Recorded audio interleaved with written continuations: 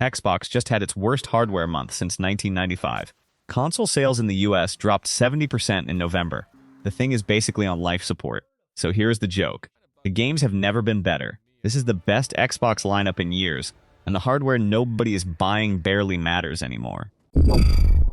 Let us start with the one that came out of absolutely nowhere. A turn-based RPG from Sandfall Interactive, a French studio that nobody had heard of before this launched. And what they made is genuinely special. The combat is turn-based at its core, but there is a real-time dodge and parry system layered on top.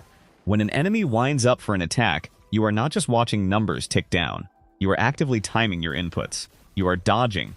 You are countering. Mess up the timing and you eat the full damage and it hurts. It makes every single encounter feel like it matters, instead of the autopilot feeling you get from a lot of traditional turn-based games. The world is a haunting, painted, surreal version of a dying fantasy realm. The art direction is the strongest part of the presentation. It genuinely looks like a moving painting, and that is not marketing speak. The story is about a group of expeditioners from the city of Lumiere trying to destroy the Paintress, a godlike figure who paints a number each year, and everyone of that age instantly dies. The number is counting down. This year she painted 33. The writing treats loss and mortality with actual weight instead of using them as window dressing. There's a moment 2/3 of the way through that caught me completely off guard. I was not ready for it. Here is the practical part. This game is on Game Pass day one. Do not pay full price for it, even though honestly it deserves the money. Play it on Game Pass first. If you fall in love, buy it afterward to support the studio directly. This team is small. The sales actually matter to them. Capcom is on a run right now that should be studied in business schools. They are not missing. Requiem came out in February, and it is the most narratively ambitious Resident Evil game in years. 30 years after Raccoon City, Leon Kennedy returns to the ruins. You walk through the collapsed remains of the RPD station, a gas station frozen in time. Every location carries the weight of history without hammering you with flashbacks. The atmosphere does the work.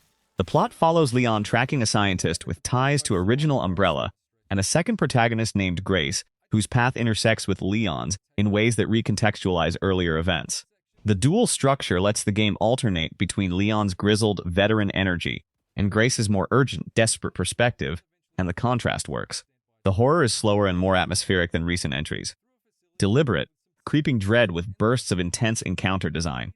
There is a new enemy strain in Requiem that moves in ways you do not expect, and the first time one of them caught me off guard, I actually flinched. Not on Game Pass. If survival horror is your thing, it is worth full price. If you are on the fence, Capcom discounts their catalog faster than most publishers. Wait for the first sale. You will not lose anything by being patient. Playground Games finally took the series to Japan. The map is the largest and densest they have ever built, split between a fictional Tokyo with neon-lit highways and tight street racing, and the winding mountain passes of the Japanese Alps, where drifting feels like the entire game was designed around it. The verticality is new. You are going up and down in ways that change how you approach every route. Car meets are the standout new feature. You pull up with other players, show off your builds, and launch impromptu races from a social space that feels grounded in Japanese car culture. The car list is over 550 vehicles. One important note, Forza Horizon 6 is currently Xbox and PC exclusive. PlayStation gets it later in 2026. If you are on Xbox or PC, it is on Game Pass day one. There is literally no reason to buy it separately. If you are on PlayStation, you are waiting anyway. Joseph Fares and Hazelight make exactly one kind of game, and they make it better than anyone else on the planet. Split Fiction is mandatory two-player co-op. You cannot play it alone. That is the entire design philosophy, and the game is built around that constraint in ways that constantly surprise you. Two writers, one sci-fi, one fantasy, get pulled into their own stories. The game keeps flipping between these two completely different worlds. One minute you are on a spaceship dodging reactor failures. The next you are riding a dragon through a floating castle. Each world gives both players completely different abilities. You are constantly communicating. You need your partner to do the thing only they can do, and they need you right back. The pacing is relentless in the best possible way. It never lets you settle into a rhythm because it keeps changing the rules. One level is stealth. The next is a high-speed chase. Then a platforming gauntlet that requires perfectly timed coordination. One purchase comes with a friend's pass. You buy the game once, a second person downloads the free version and plays the entire thing with you for free. $30 to $35 per person for a 15-hour co-op experience that never repeats itself. That might be the single best value on this entire list. Split it with someone and go in completely blind. The original Hades was one of those rare games that transcended its genre. People who said they hated roguelikes ended up putting 100 hours into it. Supergiant faced a genuinely unfair problem making a sequel. How do you follow something that basically perfected the formula? Their answer is to go broader and deeper instead of trying to perfect it again. You play as Molino, with a completely reworked magic system sitting alongside the melee combat. The magic is the real differentiator. You can bind enemies in place, set up area denial, layer damage over time on top of burst damage. Every run feels like you are building something unique rather than optimizing a known path. The writing is still some of the sharpest in the industry. Every single character, every optional dialogue tree, written with genuine care and personality. The gods are petty and charming and sometimes terrifying in the same conversation. If you already play roguelikes, you have probably finished this twice. If you do not, this is still the one that has the best chance of converting you. Same way the first game did. On Game Pass. Start there and do not look back. This is the curveball on the list, so hear me out. Mixtape is a narrative game about 3 friends on their last night of high school before everything changes. You walk around, talk to people, trigger memories that play as interactive vignettes. The whole thing is set to a licensed soundtrack. It comes from the studio behind The Artful Escape and is published by Annapurna Interactive. I am not going to oversell it. It is not some industry-changing experience. It is maybe 5 or 6 hours. No combat, no upgrade tree, no replay value in the traditional sense. But Mixtape understands something a lot of games forget. A specific emotional experience executed perfectly at a small scale hits harder than a 100-hour open world that spreads itself thin. The music is not just background noise. It is woven into the storytelling. There is a sequence set to a song I will not spoil that I sat through in complete silence after it ended, because I was not ready to move on. Game Pass. If you've ever been young and scared of the future, which is all of us, give it an evening. Now we enter the part of the list where I am going to get some comments, and I know why. Monster Hunter Wilds is the most divisive game here. The core experience in Wilds is genuinely some of the best in the entire series. The monster designs are incredible. The seamless open world means hunts flow naturally from tracking to pursuit to combat without loading screens breaking the tension. The weather system interacting with monster behavior creates emergent moments that feel alive. The weapon rebalancing made previously ignored weapons feel completely fresh. Here's the problem. The PC launch was rough. Performance issues, crashes, frame rate drops. The co-op system at launch was a step backward from World. There were balance complaints about certain endgame hunts that required multiple patches to fix. So why is it still at 11? Because when Wilds is working correctly, which it does now, after all the patches, nothing else in gaming feels like it. The scale, the weight of the combat, the sheer spectacle of a perfect hunt after you have prepared your gear and studied the monster. That feeling is unmatched. If you have recent hardware or a current-gen console, the game is in good shape now. Full price is fair given the hundreds of hours waiting for you. If your machine is older, wait for the expansion. You will have a better experience and pay less. Yacht Club Games made Shovel Knight. When you say that, everyone who follows indie games immediately understands what your standards are. Mina the Hollower is a top-down action adventure that wears its Game Boy Color inspiration on its sleeve, but it does something most retro throwbacks fail at. It does not rely on nostalgia to carry it. You play as Mina, a mouse scientist who uses a whip and elemental abilities to explore a gothic, underground world. The combat is tight and responsive. Each new area introduces enemy types that force you to adjust your approach. The bosses are the highlight multi-phase encounters that feel fair but absolutely punishing when you get greedy. There is a specific boss around the midpoint that is one of my favorite fights of the entire year. The music is by Jake Kaufman, same composer as Shovel Knight, and he is at his absolute peak. Not on Game Pass, but the indie price is lower than the AAA titles on this list. Worth it at launch. Alright, we are at the top 9. The gap between 5 and 1 is razor thin. One of these games got review bombed before most people finished it. One is a puzzle game I did not expect to care about, and it consumed my brain for 2 weeks. And the number 1 spot is technically 2 games, because I could not pick between them, and I am not sorry. Let us keep going. IO Interactive built the modern Hitman trilogy, one of the greatest stealth sandbox achievements in gaming history. When they announced a James Bond game, the obvious expectation was Hitman, with a British accent. First Light is not that. It is something more interesting. This is a Bond origin story. You are playing a young Bond before he earned the 00 status. He makes mistakes. He gets caught. His improvisations do not always work. The social stealth DNA from Hitman is absolutely here. Reading rooms, blending into crowds, manipulating conversations, but layered with a vulnerability that makes the tension completely different. You are not playing the world's greatest assassin. You are playing someone still figuring out how to become that person. The gadgets are grounded and limited, which forces careful thinking before every encounter. The writing gives Bond an emotional arc the movies have rarely attempted. Some of the action sequences in the back half lose the tension that the stealth builds so well, and there is a vehicle section that feels like it belongs in a different game entirely. But the extended casino set piece in the second act is genuinely fantastic and worth the price of admission on its own, not on Game Pass. Bond fans and Hitman fans, full price. Everyone else, wait for the sale. Quick pause for a second.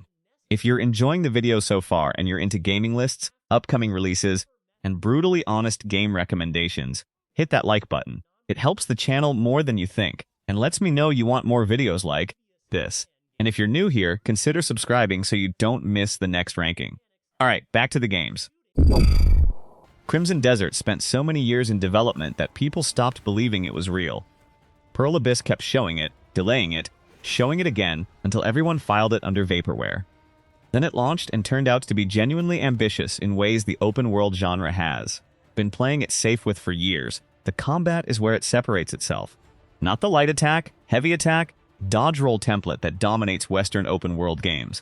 It has actual weight and a skill ceiling that rewards mastery. The mounted combat is better than anything that has attempted it recently. The horse is not just a vehicle.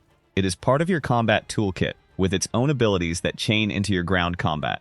Dismounting mid-charge into an aerial attack never gets old. The physics engine applies to almost everything. You can knock over structures during fights, and they stay destroyed for the rest of your playthrough. Snow accumulates and changes how your horse handles. The story is the weakest link, loses itself completely in the middle act before recovering, and some of the side content is clearly padding. But when Crimson Desert is at its peak, it is some of the most impressive open-world design of the year. Full price if open-world games are your primary genre. Wait for a sale if you only dabble. Sometimes you need a game that does not ask you to care about the lore or the director's vision. Sometimes you need something that just wants to eat your free time and make you forget what day it is. Vampire Crawlers is that game. Auto-shooter wave survival meets deck builder. You pick a character with a starting ability, enemies swarm you in increasing numbers, and between waves you draft cards that modify how your attacks work. New projectiles, chain reactions, damage-type conversions that completely change your build. By the end of a successful run, your screen is an absolute explosion of overlapping effects. Runs are fast, 20 to 30 minutes for a full clear. The card pool is deep enough that you are not seeing the same combinations run after run. Each character encourages a meaningfully different approach rather than being a cosmetic skin on the same mechanics. I sat down at 11 at night to do one run before bed. I looked up and it was 1 in the morning. I had done 5 runs. I had work the next day. That is the review. Cheap at full price, and it is on Game Pass. Just go play it. Tarsier Studios created Little Nightmares, which means they understand atmospheric horror at a fundamental level. Reanimal takes that expertise and applies it to a cooperative framework. The result is the most unsettling thing I played all year. You and a friend play as 2 children in a world where everything is too big. Tables loom like buildings. A normal kitchen becomes a death trap. The creatures are enormous, and the game uses forced perspective and sound design to make you feel genuinely small and powerless in a way most horror games forget after the first act. Usually adding a second player to horror diffuses the tension. Shared fear is smaller fear. Reanimal solves this by designing puzzles that require meaningful cooperation under active pressure. One of you creates a distraction while the other sneaks past. Both of you operate mechanisms simultaneously, while something is bearing down on you. When your partner screams, you feel it, not on Game Pass, but it has a friend's pass, like Split Fiction. One purchase, second person downloads the free version and plays the entire campaign with you. Split the cost, play it with a headset, and do not play it alone at night, unless you want to ruin your sleep.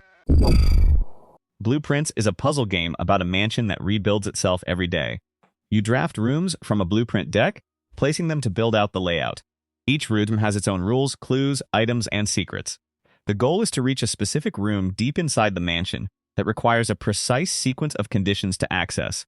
Figuring out those conditions is the entire game. I know that sounds like a board game, and honestly, that is kind of what it is. But I need you to trust me. This game got its hooks so deep into my brain that I was thinking about it while doing completely unrelated things. At the grocery store, thinking about optimal room placement. In the shower, thinking about which draft route would get me past a locked door. This is not hyperbole. This is what actually happened. The genius of Blueprints is how it layers its mysteries. At first, you think you are solving a spatial puzzle. Then you start noticing certain rooms have information that references rooms you have not found yet. Then you realize the mansion has a history being told to you out of order across multiple runs. The game keeps pulling the camera back to reveal a bigger picture underneath, and every time it does, everything becomes more urgent and more interesting. There is a moment where the central mystery clicked for me, and I said something out loud to an empty room, not a quiet observation, an actual exclamation. That happens maybe once every 2 or 3 years with a game. Blueprints is on Game Pass. Zero reason not to try it. Obsidian made the first Outer Worlds on a clear budget with visible seams. It was good. The writing was sharp, but you could feel where they had to pull back. The sequel is the version they clearly wanted to make from the beginning. It is bigger, but not in the bloated way that word usually implies. The writing is sharper and more confident. The satire has actual teeth this time, instead of just gesturing vaguely at corporate greed. There are decisions in this game I sat on for 5 full minutes because the game was not signaling which choice was correct, and I could genuinely see multiple valid outcomes. The companion system is meaningfully deeper.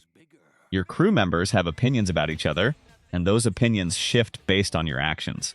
2 of my companions genuinely hated each other by the end of my playthrough, and the tension between them created dialogue and conflict I have never seen in another RPG. The combat is still the least interesting part, same as the first game, but you are not here for the shooting. You are here for the talking and the choosing. Obsidian knows that, and wisely does not force combat on you in most situations. On Game Pass Day 1, and the subscription price actually dropped this year, new CEO Asha Sharma cut Game Pass Ultimate from $29.99 down to $22.99 a month after the previous price hikes pushed people away. The value math on subscribing to play a game like this has genuinely never been better. Let me be completely direct. When I first heard Doom was going medieval, I thought it was a joke. The entire identity of modern Doom is speed and momentum.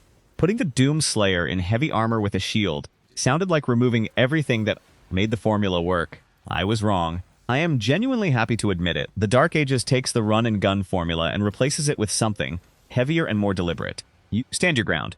You parry instead of dodge. The shield is an offensive tool first. You throw it, recall it, use it to close distance and stagger enemies, and the shield saw mechanic turns it into a brutal melee weapon that chains into the gunplay in ways that feel completely new for the series. It is not slower Doom. It is different Doom, and once it clicks, it is just as satisfying. The medieval setting is not just a skin. Enemy designs pull from dark fantasy and religious horror. Environments are castles and cathedrals instead of Mars bases. They found a version of the super shotgun that fits in the Dark Ages, and it is absolutely glorious. The soundtrack does exactly what you want a Doom soundtrack to do. I do not need to say more than that.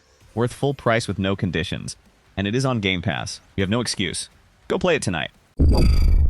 Here is the one some of you are going to argue about in the comments. I am ready for it. South of Midnight comes from Compulsion Games, and it is a southern gothic action-adventure set in the American Deep South. The art style uses a stop-motion animation technique that makes characters move like nothing else in video games.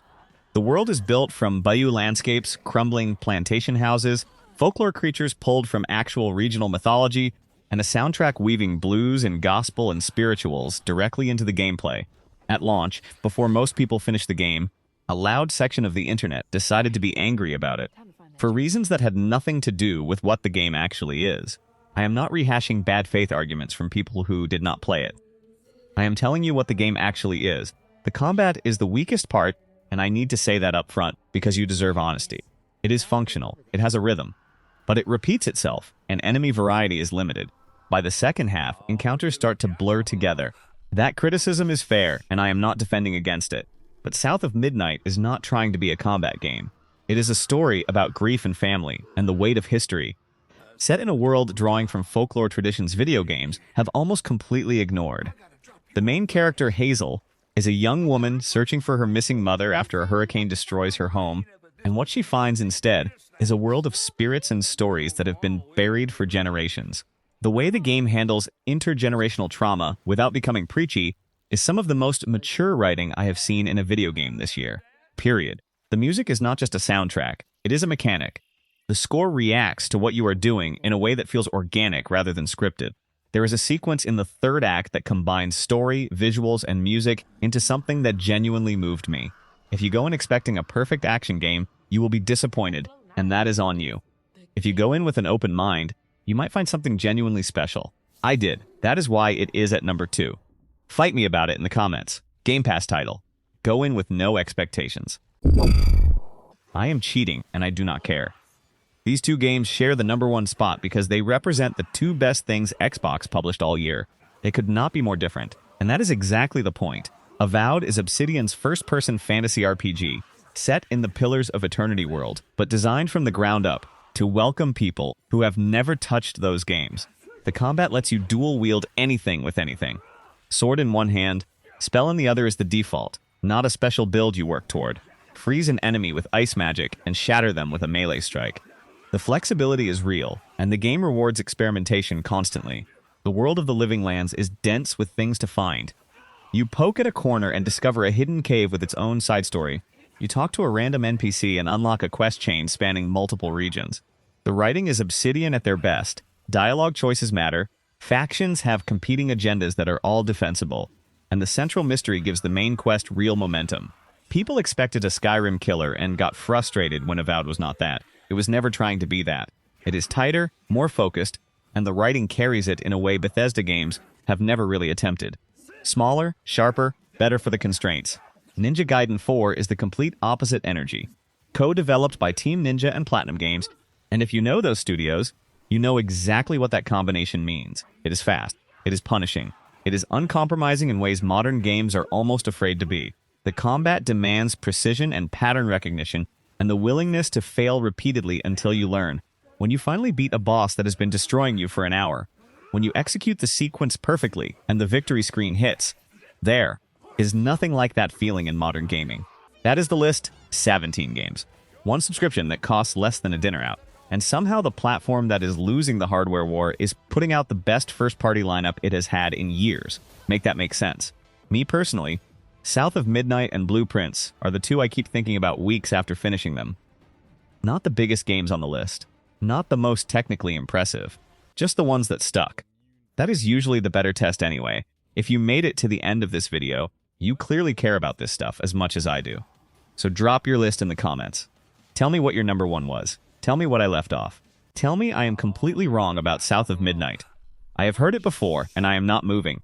If this video was useful, the subscribe button is right there. No pressure. But if you want more of this kind of breakdown, no hype, no sponsor reads, just honest takes on games worth your time, that is what this channel's is. New video dropping soon. Until then, go play something good.